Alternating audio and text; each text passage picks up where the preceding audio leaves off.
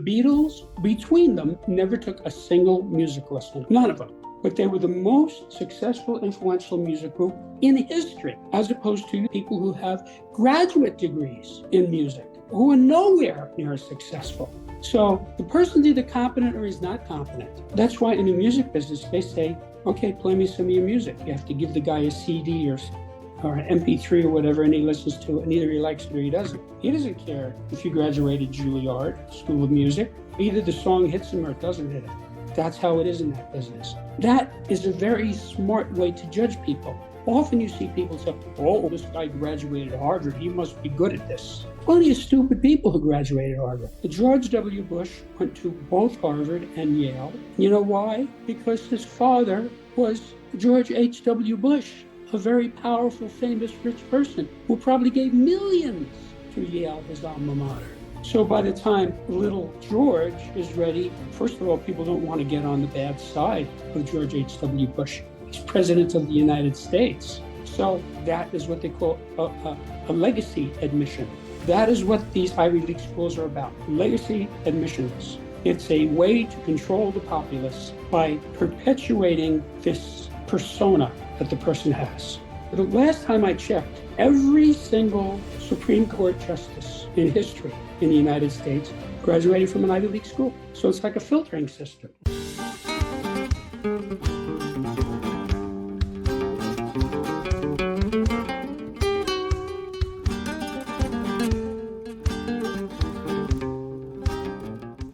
My name is Jim Marshall, and I am the discoverer of hitherto unknown natural phenomena, which greatly aid in the understanding of people, from which I constructed a revolutionary practical philosophic system called Septemics, Septemics, and published it in the book, Septemics, Hierarchies of Human Phenomena. Today, we're going to discuss one of the chapters from that book. This is the scale of control. Most people have a misconception about the word control. Many people have control mixed up with domination. That is not what control means. Anytime you succeed at anything, it's because of control. Tiger Woods could control the golf ball. Babe Ruth could control the baseball. Obama could control his speaking voice. He's a very good speech maker. Control equals success. Now, you could say, wasn't Hitler controlling the Jews? No, he wasn't. If he were able to control them, he wouldn't want to wipe them out. He would have done what the United States did, which is benefit from them. The Jews are the richest demographic in the United States. They pay more taxes than any other ethnic group. So you see, that's a type of control. That's when you can't control somebody, that's when you want to kill them, right? So you have a guy whose wife is a drunk and a slob. He can't stand her, right? That's the type of guy where you could imagine the guy killing his wife. He can't control her. If he could control her, he would make her sober, faithful, and neat. But for whatever reason, he can't do that. So you have to understand that about control. Now, you can say there's such a thing as a control freak. Yes, that's somebody who's at level 6 on this scale. So it explains that phenomenon. So this is a linear, gradual, specific scale. It's linear in that it's not a spiral scale, meaning there's no apparent congruence between levels 1 and 7. It's a gradual scale, meaning there's an infinitude of gradations between the levels. You move gradually from one to the next. And it's a specific scale, meaning it has no general meaning. It only makes sense in a context. How do you control your family? How do you control your dog? How do you control your job? How do you control your lawnmower? There's all these different areas that you assert control. There's no general level for a person. It has to have a context. Okay, so let's look at the axis. On the right, the dotted vertical line. At level 1, you have complete responsibility, which is essentially the same thing as love. When you love someone, you assume complete responsibility for the person. This is easy to see in parents with their children. They love their children. They assume responsibility for them. Kid makes a mess, parents clean it up. They're completely responsible. Or level 7, you have the opposite, which is no responsibility. It's the person who's assuming no responsibility in this context. And that's where you have hatred. I described this hypothetical wife. The guy hates his wife because she's a drunk and a whore and a slob. He hates her. So he's not asserting any responsibility for her. This is a gradation.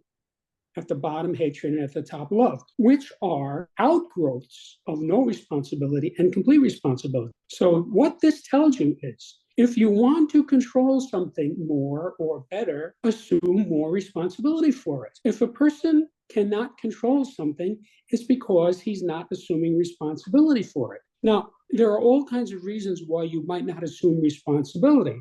For example, I've never been to Holland. I don't know anyone in Holland. You might say that I have no control over Holland. I'm not assuming any responsibility for Holland. See, the United States, I pay taxes, I vote, I give money to candidates. So I'm assuming some responsibility, so I have some control over what's going on. So that's the gradation here. When people are unable to control something and they want to control it better, you get them to assume more responsibility for it. Well, let's say a guy has a fight with his wife. So you might say he lost control. In order for him to reassert that control, he assumes more responsibility for her. He buys her a nice new negligee. He gives her a hug and says, here's a present. See, that's assuming responsibility for her. So then he, in a sense, is controlling her. When you hug somebody, you're controlling them. People might say, so suppose you have a boss who's very bossy. He tells everybody, Smith, go get the report for me. So Smith is a little irritated by that. That boss is failing to control his tone of voice, his emotions, his state of mind. See, if he were in control of those things, he would say, excuse me, Smith, do me a favor, go over to the next office and get me the report. And Smith would say, okay. See, that's control. So when you say to somebody, please pass me the bread, you're controlling them. If you say to them, hey, idiot, get out of here, you're not controlling that person. You're not controlling your demeanor, your poise. See, what in successful people is control. For example, Jimi Hendrix could really control a guitar.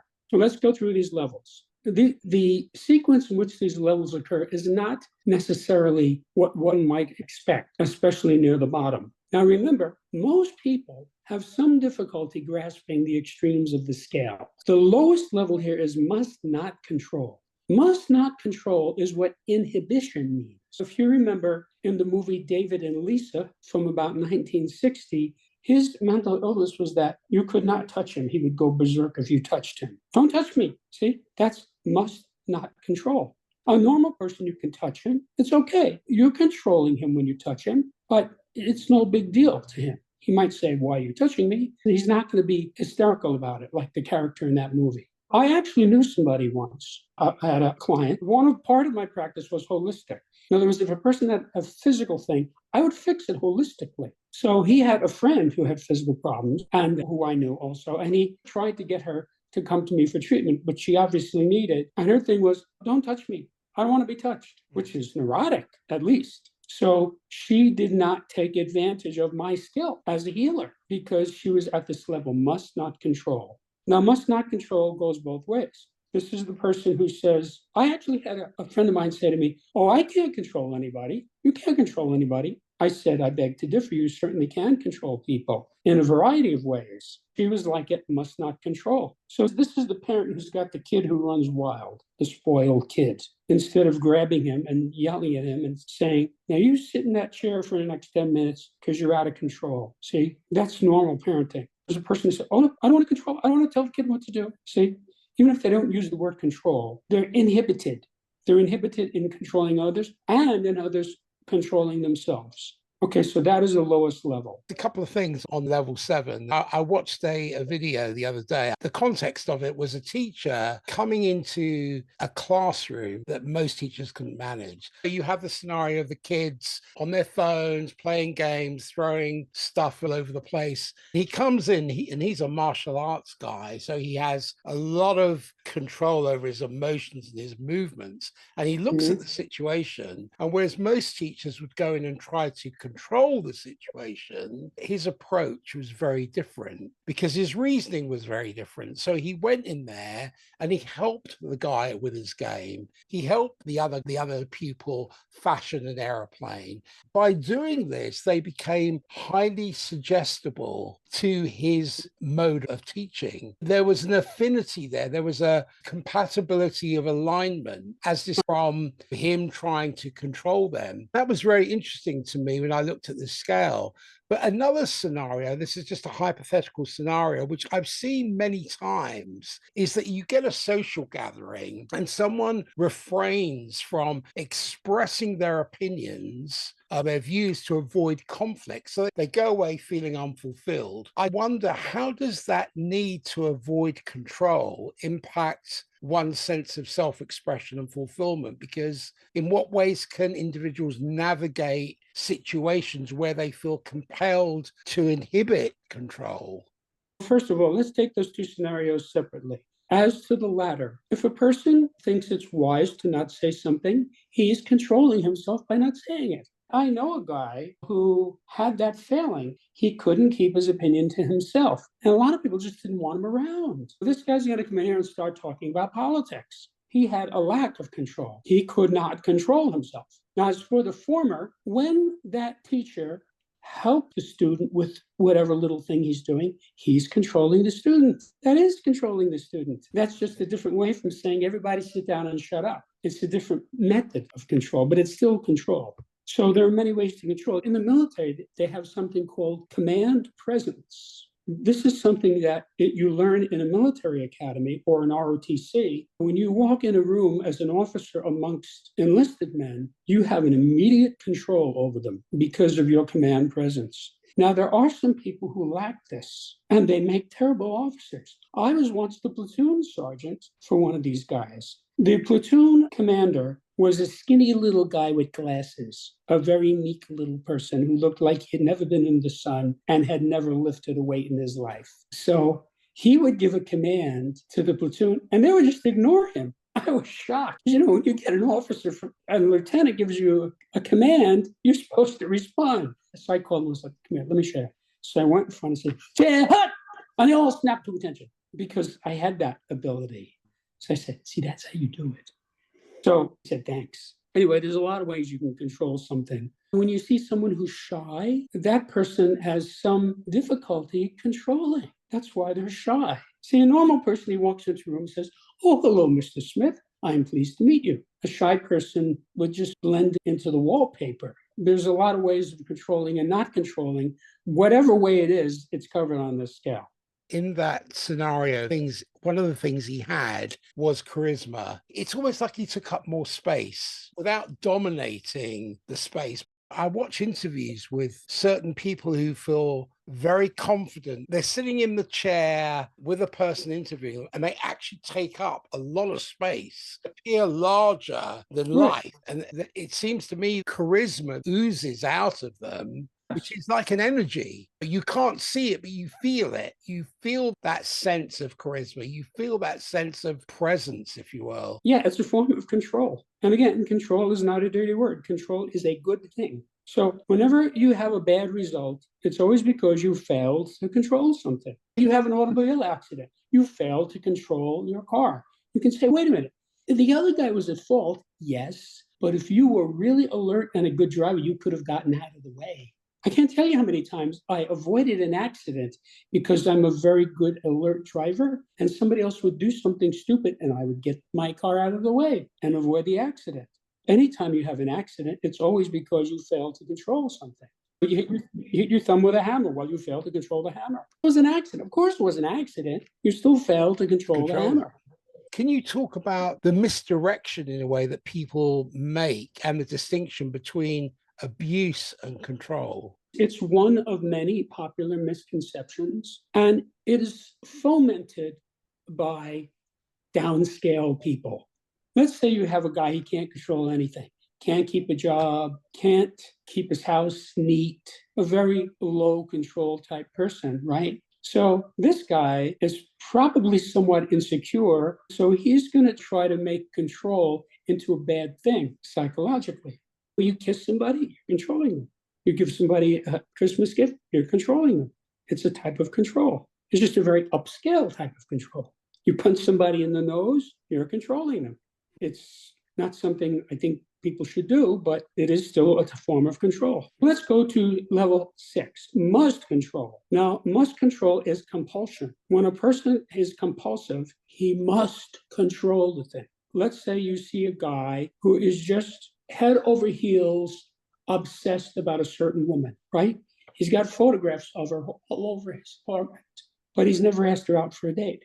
He must control her. This is when a person has a compulsion, it always is a must control. So let's say a guy who's bossy to his wife. He yells at her because she burns the toast. Okay. He has the compulsion to control her, which is not as crazy as must not control, but it's still crazy. It's still a very low level of responsibility, although not as bad as level 7. This is what you got to get from somebody like Adolf Hitler. Must control all those people that he exterminated, the Jews, the gypsies, mentally ill people, gays. That's must control, very downscale. He only took enough responsibility for them to kill them. So up from that, you have cannot control.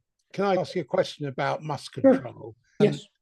A hypothetical scenario, you get someone in an office who micromanages her team. She finds herself unable to trust others with tasks, and that compulsion strains the relationships and hampers team morale. What are the factors that contribute to the compulsion to control as observed, say, in this person's behavior? And how does that compulsion affect trust and collaboration with a team?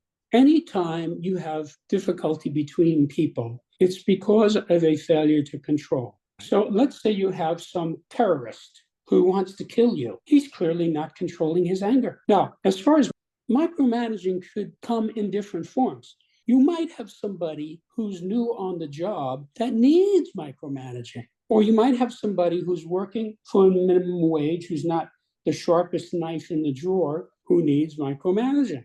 Okay, come here, Jones, let me show you. This is how we put the pizza in the box. So you could say that's micromanaging, but that guy might need that micromanaging. Micromanaging does not equate into a control issue.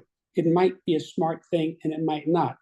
Now, usually when we say micromanaging, we assume it's a negative thing, but it isn't. Depends on the context. But somebody who is at must control will probably be a micromanager. A perfect example is Adolf Hitler. He was by no stretch of the imagination close to being qualified to run Germany's military. He had never been to any military academy. He was a corporal in World War I.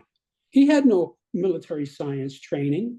He was completely incompetent, and he created catastrophes many times because of that, because he was into must control. See, his generals told him, if the Americans get into the war, we will lose, because their industrial might exceeds all of Europe combined. That is exactly what happened. Stupidly, he declared war on the United States. He didn't have to do that. That was a mistake. See, that itself is a type of must control. You had these generals. The German military was the best in the world at that time. They had military academies that had been training people for centuries. He just ignored their advice over and over, causing tens of thousands of fairly normal people to get killed. So that's a good example of must control.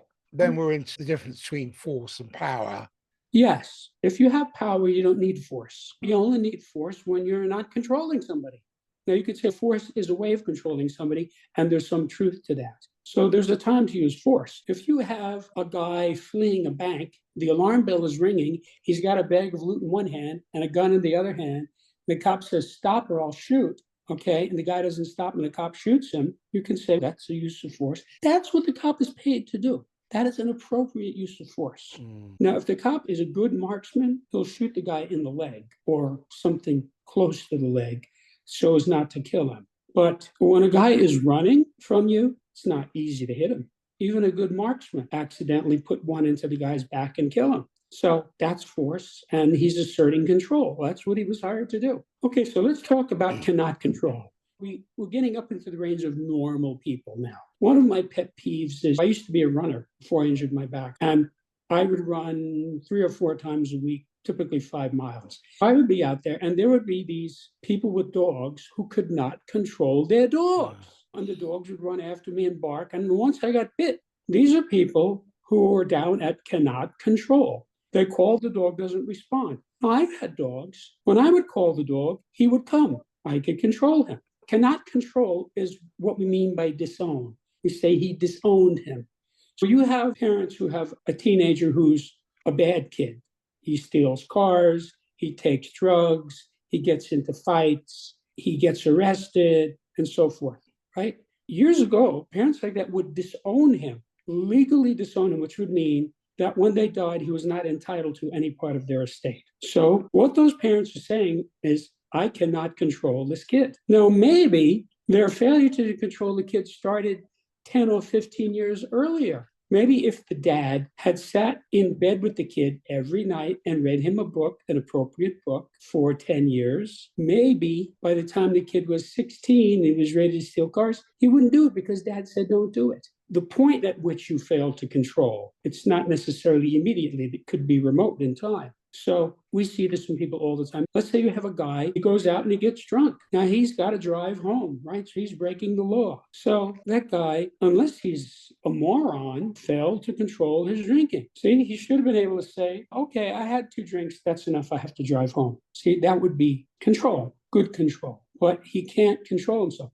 That is what an alcoholic is. He can't control himself. He can't just take 1 drink. I grew up in a house in which everybody drank and there was alcohol all over. Nobody abused it. A friend would come over, he would pour them both a shot. They would have a drink. It's congenial, right? That was the end of it. They can control it. So someone who has difficulties in managing stress and they reach a point where they cannot control their emotional responses, the resultant factor is they start disowning responsibility for their own well-being, which then leads to a downward spiral of negative consequences. That's right. So what sort of coping mechanisms or approaches can someone like that adopt to regain control in challenging situations?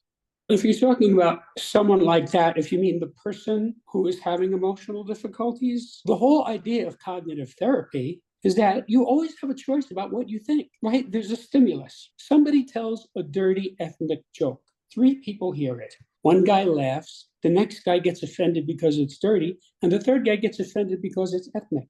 They have 3 different responses. The whole idea of cognitive therapy is take control of your thoughts. Don't think of it that way. Think of it a different way. That's what we call reframing. Think of it a different way. You always can control your thoughts. So as I often say, there are people who need to be killed. Terrorists, serial murderers, armed robbers, professional criminals, hitmen, or militaries who are coming and attacking your country. There are people who need to be killed. That doesn't mean you have to hate them. That's a completely separate thing. So if you have an emotionally stable military person, he shoots for the enemy, and he has some empathy for the guy. He doesn't hate him because he's in control of his emotions.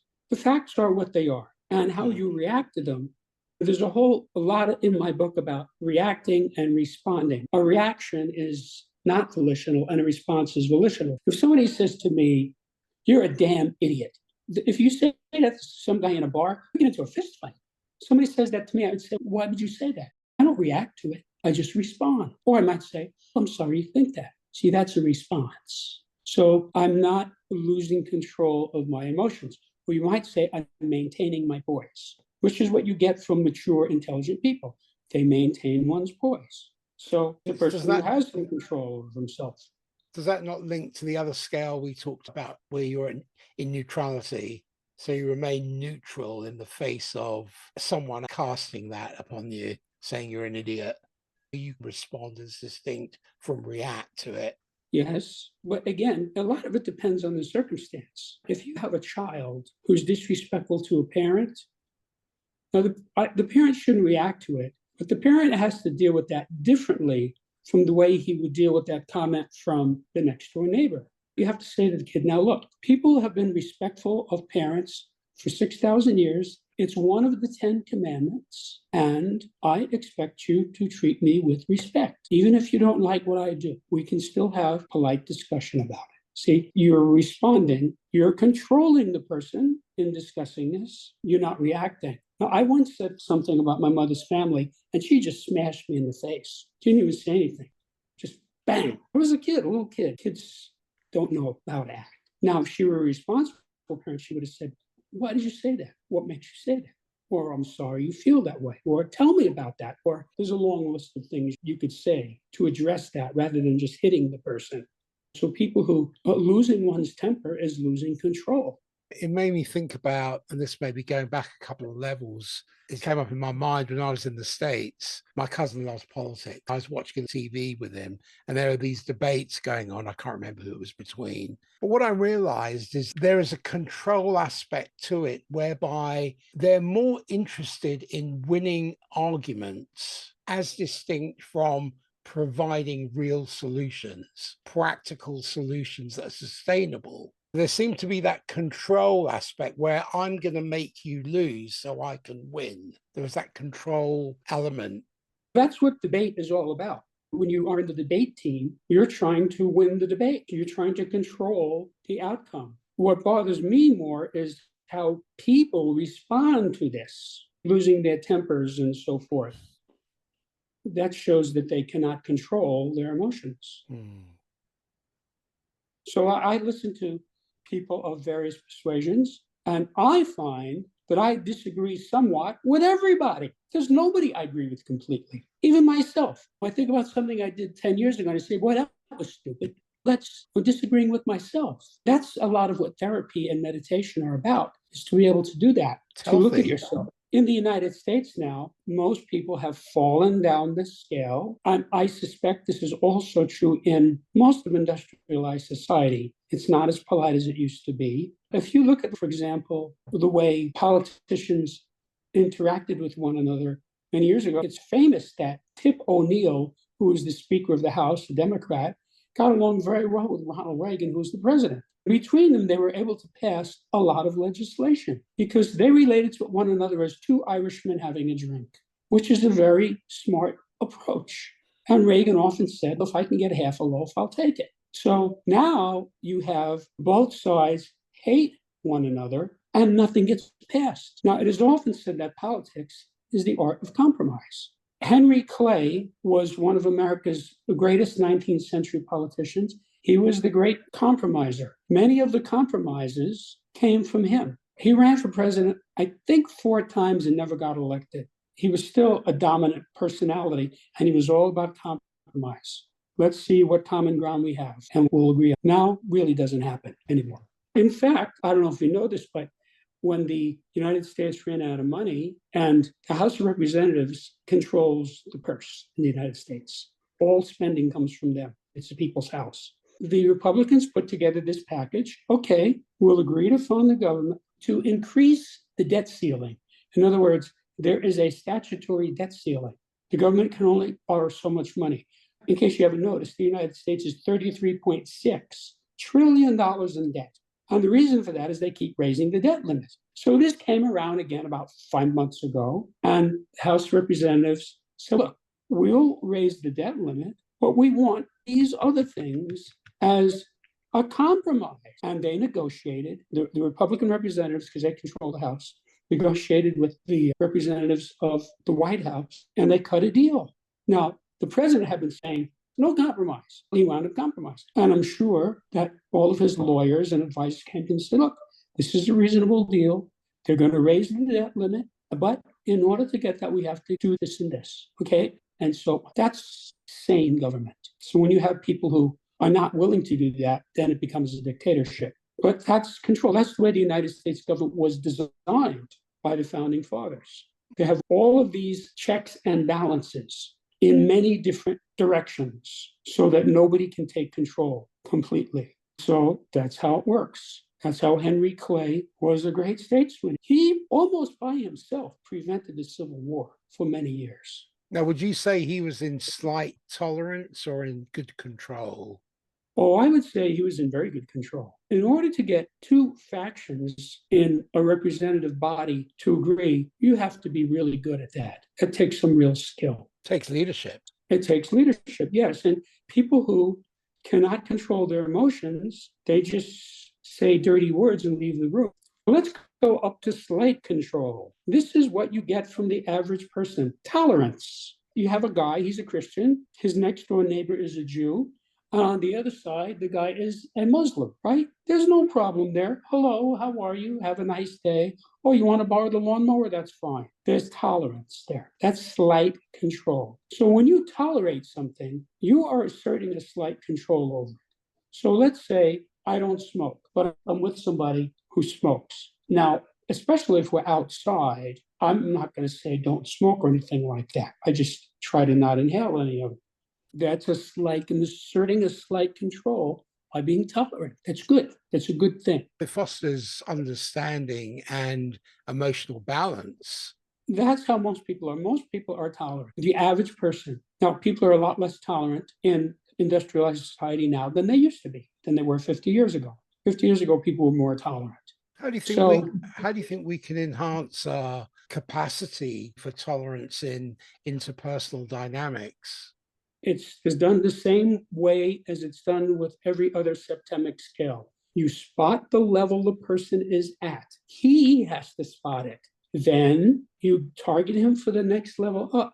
And if he makes a serious effort, he will get there. We don't know how long, how much difficulty it's going to be, but if he's at level 5 and he spots that he's at level 5, see, that's like he goes, oh, yeah, I see, I cannot control this. That's half of the way to moving up to slight control. So you have a guy who cannot control his drinking, and you get him to say, regarding your drinking, where are you on the scale? He says, oh, scale of control. Where's your control of your alcohol?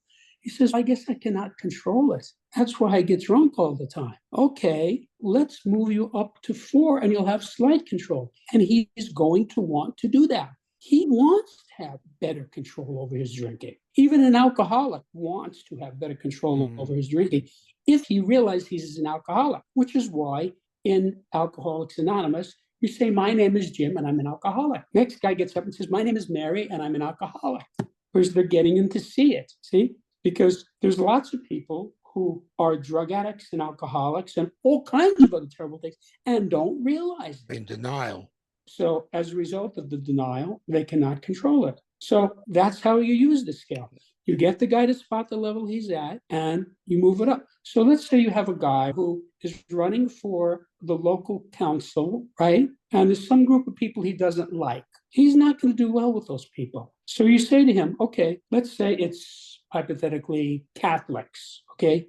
He doesn't like Catholics. So you say, okay, regarding Catholics, where are you on the scale? And he'll say, I'm disowning them. I guess that means I can't control them. Okay, so let's move you up to slight control. You have to remember the engineering maxim. 90% of finding the answer is asking the right question. When a person doesn't know where he is on the scale, he's not asking the right question. He has no idea what's going on in that part of his life. That's why this is so useful, because you get the guy asking the right question, like, how could I assert a slight control over Catholics? See? Now, he might go to the local church and attend Mass and afterwards shake hands with people. See, that's something that a local politician could do. They say, oh, I didn't know you're Catholic. Oh, I'm not. I came here out of respect to view what you do. They're going to like that. So you're getting slight control then, and you're becoming tolerant. See, you don't want to throw them off a rooftop because of their beliefs. Rather than that, you say, okay, I can tolerate these people. It doesn't matter what the group is or what the belief is. It's the same mechanism. So then you get up to slight control, which is what we see around the average person. Now, good control is competence. That is what competence is. When a person is competent, what that means is he has good control. So let's say you have a tailor. He makes custom-made suits from whole cloth, right? That's a skill. So he's competent. You go to him, he measures you, you pick out the fabric, come back in 2 weeks, and here's your suit. That guy has good control over the sewing machine, over the scissors, over the tape measure, over the clients. This is what in a person who's competent at something. When a person is not competent, it means he doesn't have good control. When you put a person into a job, you make sure he's competent, meaning you make sure he has good control. This is very obvious. Like, for example, let's say you're hiring a guy to be a counselor at camp, right? Say, how do you feel about teenagers? And you want him to say, I like teenagers. I can deal with teenagers fine. See, that's somebody at level 3. If he says, I really don't like to be around teenagers, I can tolerate them, that's somebody who's down at 4. You don't want to hire him for that job. Now, maybe he's a very good gardener, so you can hire him to be your gardener, but you don't want to hire him to be a counselor at your camp. So this is very useful information, selecting people. Let's say you're meeting a woman, you're talking about developing a relationship. You might say, how do you get along with men? What do you think about men? Now, what you would hope to hear is, I love men. That means she asserts good control over men. If she says, even though I date them, I can't stand them, that means she cannot control them. She's down at disown. You don't want to go out with that person. It's going to be a mess. See? So this is really useful data in selecting and in deciding who you're going to have in your life and who you're going to put into certain positions or who you're going to trust. I remember doing some coaching in an office for a company, and one of the leaders there reminded me of how he demonstrated really good control by confidently making decisions and guiding his whole team. What his competence did, it instilled a sense of psychological safety, security, and motivation amongst his team. I wonder what attributes contribute to a sense of competence. For the purposes of this scale, it doesn't matter. The guy is either competent or he's not competent. I'll give you an example. Beatles, between them, never took a single music lesson. None of them. But they were the most successful, influential music group in history, as opposed to you have people who have graduate degrees in music who are nowhere near as successful. So the person's either competent or he's not competent. That's why in the music business, they say, okay, play me some of your music. You have to give the guy a CD or an MP3 or whatever, and he listens to it, and either he likes it or he doesn't. He doesn't care if you graduated Juilliard School of Music. Either the song hits him or it doesn't hit him. That's how it is in that business.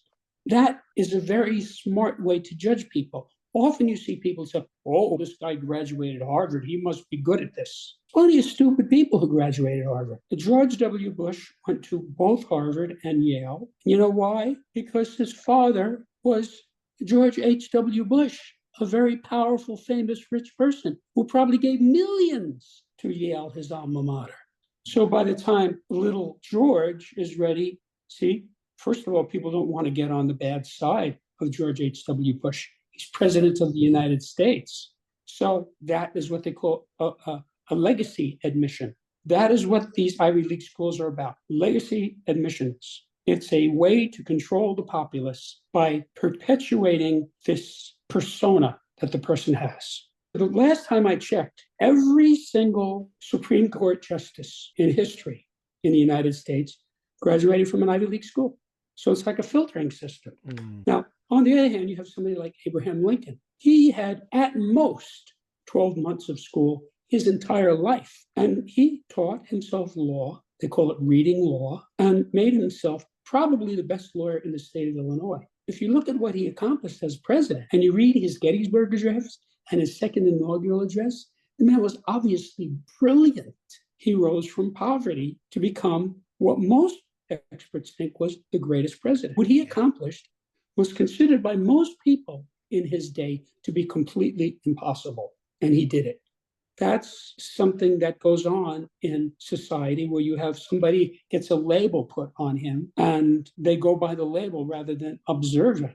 You have people who are really competent at something, even though maybe they don't have even a high school diploma. Doesn't matter. Is the guy good at it or not? Now, if a guy's building an app, you look at the app, you try it out. Yeah, this works great. You don't say to him, do you have a degree in this? No, you look at the app. Now, there are all kinds of people who will either include or exclude people on the basis of something on a piece of paper. I have a client who is brilliant, highly educated, very often gets turned down for jobs because they think this person is overqualified. This person complains about this all the time. Okay, how about talking to the person, putting them on the job for a week and see what they do, rather than just discounting the person? So this is one of the faults of our society. So let's go to very good control. So level 2, very good control. Very good control is mastery. That's what mastery is. So when you see somebody who has very good control over something, he is a master of that thing. For example, the greatest boxer who ever lived, Sugar Ray Robinson. He was a world champ in 2 different weight classes. I was an amateur boxer and a fan of boxing. You could not find any flaws in his boxing. It was perfect. He would throw a punch. You didn't even see it. That's how quick it was. He would hit a guy once and knock him out. It's not like he was just dancing around. So he had mastery over this. We had this fantastic hundreds and hundreds of fights, and widely recognized with good reason in the world as the greatest boxer who ever lived, pound for pound. Now, you couldn't put him in a ring with Joe Louis because Joe Louis outweighed him by 30 or 40 pounds. It's not a fair fight. People who are not boxing fans don't realize that the greatest boxer in the world is a middleweight because that is the largest category. So in order to be a champion middleweight, you don't have to defeat 20 guys. You have to defeat 200 guys because there's so many of them. So it's a very high level. He had very good control. So this is, again, this has nothing to do with what kind of a diploma you have. Either you have very good control or you don't have very good control. Babe Ruth was a bad kid by his own admission. So they sent him to St. Mary's Industrial School, where he lived there, and they taught him to be a tailor. And while he was there, they had a yard, like a field, and there was a guy named Brother Matthias. Brother Matthias was what you might call the baseball moderator, where he would play with the kids, teach them how to play. So Brother Matthias said, okay, Ruth, pick up the bat. Matthias throws the ball, Ruth hits it, goes over the fence. He says, okay, let's see you do that again. Throws the ball, Ruth hits it, goes over the fence. Ruth didn't know anything.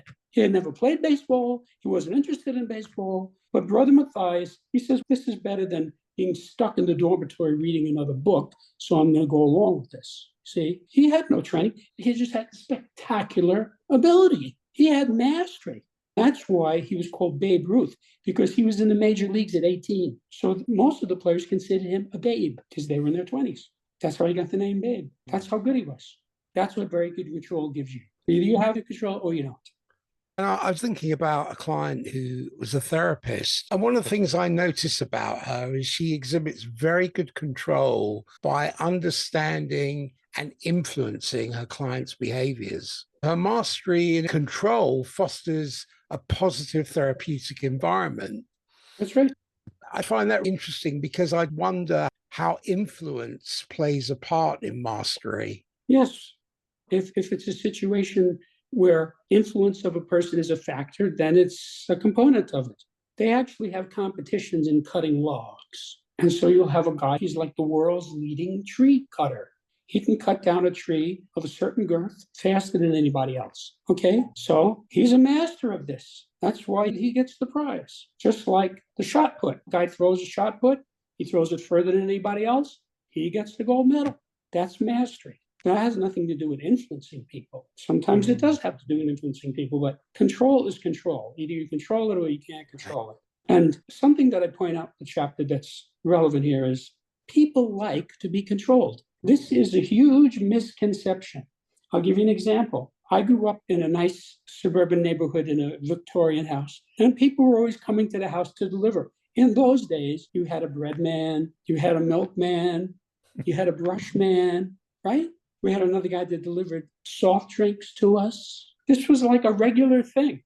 Oh, Mr. Stein, oh yeah, I'll take a case of cola. Okay, here it is. All these people were always coming to our house. Also, my father conducted business out of his house. It was like a parade, a continual parade. Every single person that came to that house, my father said, oh, Joe, it's so good to see you. Come on in, have a drink. He gets out the wine to have a drink. How's the wife? He was controlling them because when he needed a favor, these people were right there.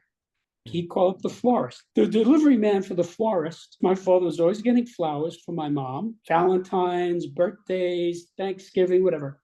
The guy would come over, come on in, let's have a drink. This guy's just a delivery man. But still, my father treated him like he was president of the United States. Okay, so if my father had something come up, he would call him up and say, look, my brother just died. I want you to rush flowers over to his house. They'd say, okay, give me the address. See, because he made friends. That's controlling people. There's nothing sneaky about that. There's nothing corrupt about that. It's just how you foster your relationship. I had a very well-deserved relationship as a reliable person. For example, if I called somebody up and said, look, can you loan me $50? I'll give it back to you tomorrow. They said, I'll be right over. Because they knew the way I had conducted myself. If I said I was going to visit the next day, they would have it the next day, unless I died. Okay, that's control. You behave in a way people like to be controlled. You ever notice the dog comes over? You pay attention to him. Hello, Rover. Give me your paw. You pet him, right? He's happy. His tail is wagging. Now, if you just ignore him, he doesn't like that. So you have to realize people like to be controlled. What they don't like is to be abused or dominated. So you have to control your voice. You have to control your temper. You have to control whether you say something or not say something. Like I would go and see somebody with an agenda in mind, and I would see this person was not ready to discuss this. I would just not say it. That's control. Then I would find another time. Then I would raise the issue. In a sense, leaving the person alone is a type of control. A girl breaks up with her boyfriend and she's crying. She doesn't want to talk to you on the phone about what's going on in politics. Say, okay, I can see you're upset. I'll call you another day. She hangs. That's good. That's control. So you control by doing things and you control by not doing things. So there's omission and commission. Either way, it's control. There was a famous baseball manager, Sparky Anderson. He's in the Hall of Fame. And he used to say, some guys need a kick in the ass and some guys need a pat on the back. Very true. And he was smart enough to know which players needed which. So there were some players he would say, look, you need to take some extra batting practice today. The guy would say, okay, see, that's a good pat on the back. And then there's another guy that say, get your ass out there and take an hour of batting practice, or I'm going to bench you. That's a kick in the ass. There's a famous story about Mickey Mantle, one of the greatest players who ever lived. He was a drinker. He would go out and have a party almost every night, although he was the greatest player of his day. So his manager, Casey Stengel, one of the greatest managers who ever lived. So one day Mantle shows up with a hangover and he goes to Stengel and says, I can't play today. I got a really bad hangover. Casey says, you're getting paid a lot of money to play. Now you get your ass out there and play. So Mantle goes up, first inning, hits a home run with the hangover.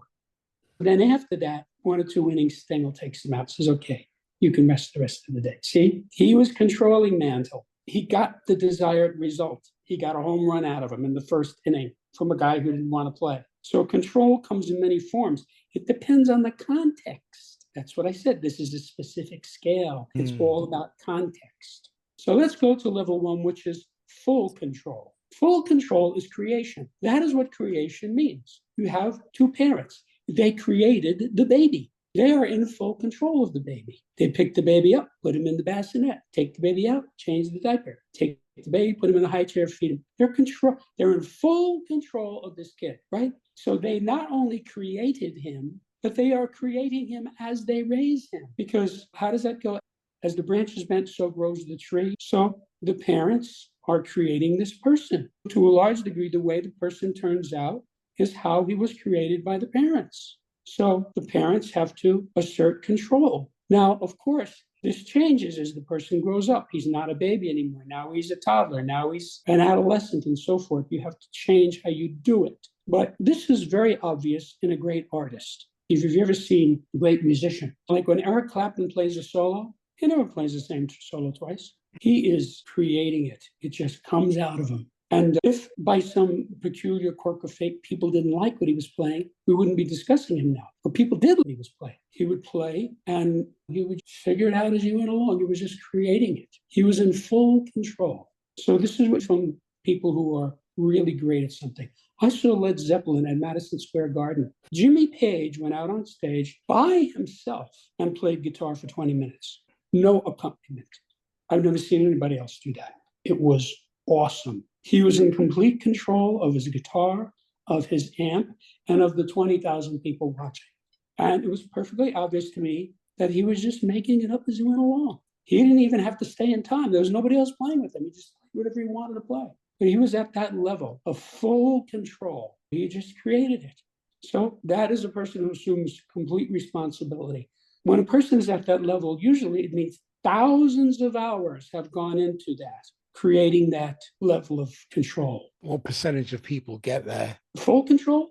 Maybe 1 or 2%. Yeah. Ted Williams is rightfully referred to as the greatest hitter who ever lived. And people would come up to him and say, boy, you have so much talent. He would get irritated. He'd say, what about all the work I did from when he was like 13, hitting the wall? Derek Jeter, when he was in high school, he put a batting cage in his garage with a machine that pitched to him. And he would just go out there and hit and hit and hit and hit. By the time Major League Scouts were seeing him, they said, this is the guy. And there's a famous story about how Newhouser was a scout for the Houston Astros. He said, this kid Jeter They had the first pick that year. This is the guy. You have to sign him. They said he has applied to the University of Michigan. They've offered him a full scholarship. He might go to college, and then we would waste our pick. He said, the only place this guy is going is the Hall of Fame. They did not select him, and he quit his job. Now Jeter's in the Hall of Fame. In the history of baseball, there's been over 19,000 players. Only 5 of them have more hits than Derek Jeter. Think about that, how elite that is. That didn't just come to him. He was in his garage for years hitting. Not many people have the discipline. You know, I knew a lot of professional musicians. I used to be a professional musician. I knew a lot of great musicians. And they all have some kind of a story about having done something like that. I'm not going to mention any names, but I know a guy who's a world famous, possibly the best in the world. He told me that he spent 7 years in his living room with a music stand, just playing and reading, to where he could sight read anything. You could put anything in front of him, and he would sight read it correctly the first time. So he became the greatest session player in New York. That's what they want. They put the music in front of him. He'd play it right the first time. He just went from session to session and bought his Mercedes in cash. But what about the 7 years he spent by himself in his living room doing that?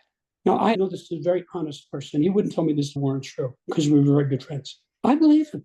All people who are really good at something, like the basketball star, how many thousand free throws do you think he did? When he threw the ball, it was going to go through the hoop 99% of the time. That didn't just happen. So there aren't too many people at full control. Usually, if you see somebody who's in full control, you can tell because he's creating it. I know what that feels like. I used to train as an Olympic weightlifter, and for 3 years, it was 4 hours in the morning, 4 hours in the evening.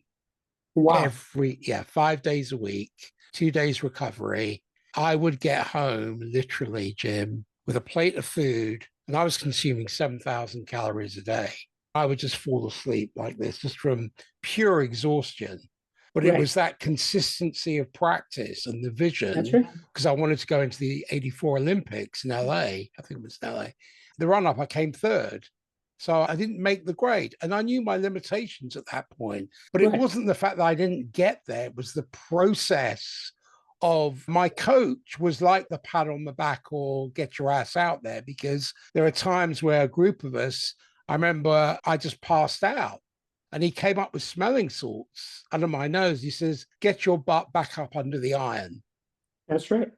That's what he was like. And at other times, he would be encouraging you. Other times, it'd be like, I can't remember who said it, but it said something like, I may speak softly, but know that I carry a big stick. Right. Was that Kennedy, or I can't remember exactly who said that. Talk softly and carry a big stick. That was Theodore Roosevelt. Roosevelt, that's it. Yeah, he was very much like that. But one of the key things was he got the most out of your potential beyond what I could get through myself, because he would just he'd push the line, he'd push the boundaries. That way I became an exceptional lifter. In other arenas, they would say, my gosh, your technique's amazing. I'd mastered the movement, and I would go home replaying the movements in my head, mapping it so the neurons would wire together and fire together. When I came to that bar, and by gosh, there were doubts. The little man sitting on my shoulder going, hey, you know what, this is a bit heavy, you may not lift it. And you have to overcome all of that narrative, all those noises of concern. So it's not just, oh, I'm going to be a big, strong guy and lift this. It's actually a whole psychological, biological, physiological, and even I would say a spiritual approach to one's own life and one's own capability. But it was the consistency that enabled me to have full control, so I could start to create that movement in such a way that it had an alignment with my physiology and neurology. I had a friend who was the concert mistress for Northwestern University Orchestra, which, for those who don't know, that means the #1 violinist in the orchestra. It's a place of honor. She told me that her violin teacher was trained by a great violinist of his day and told him, so he asked him, how did you become a great violinist? And the guy told him that when he was a little kid, His parents locked him in a room with a violin every day for 2 hours. Nothing else in there. No radio, no coloring books. Either I'm just going to sit here and do nothing, or I'm going to play the violin. And that's how he became a great violinist. They locked him in a room. Anyway, that's the scale of control. Beautiful. And next week, we're going to talk about the scale of stopping. Right. Do you want to give a brief overview? Sure. In this context, stopping means both prevent and discontinue. So if you're going to stop smoking, it means you're going to discontinue smoking. But if you're going to stop a burglar, it means you're going to prevent him. It's a scale that is much broader and much more applicable than people might realize when they first look at it. And this is not a linear scale, this is a quantum scale. That's right, it's quantum scale. Jim, thank you so much again for your time.